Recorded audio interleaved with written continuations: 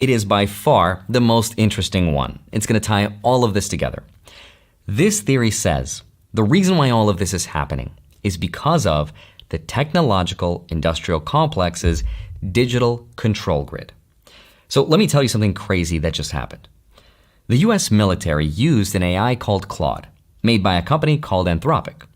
It was used to help plan these strikes for target identification, battle simulations, and intelligence analysis. Sources tell CBS News the U.S. military used Claude for its attack on Iran over the weekend. Now, the Pentagon's ongoing use of Anthropic's AI model comes despite a falling out with the company over its refusal to grant the military unrestricted access to the technology. Which means we are now living in a time when AI helps plan a war. Like, just sit with that for a second. That is crazy. Here's where it gets crazier.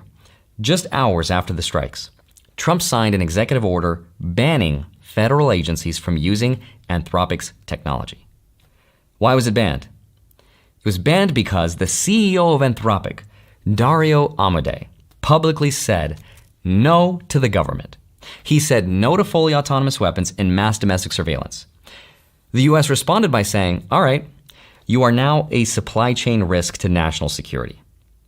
That's a label normally reserved for foreign companies, but this has never been used against a US company before.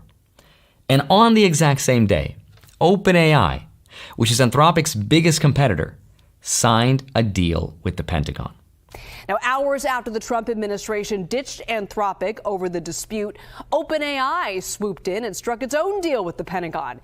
So the message to every AI company in the world right now is that if you say yes to the military and yes to the US government, you will get the contract. But if you say no, you will be treated like a foreign enemy.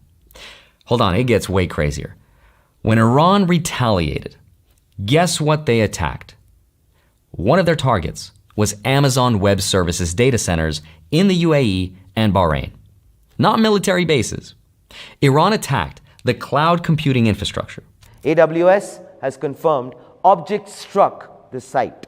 Sparks, fire, the UAE Fire Department cut the power to the entire building. That is the first time in history that commercial data centers have been physically targeted. By the way, those are the servers that run huge parts of the internet like banking data and host businesses. And these are now military targets. People are calling this the beginning of Technofudal wars, where the military uses AI to plan the attack and the enemy retaliates by bombing the servers.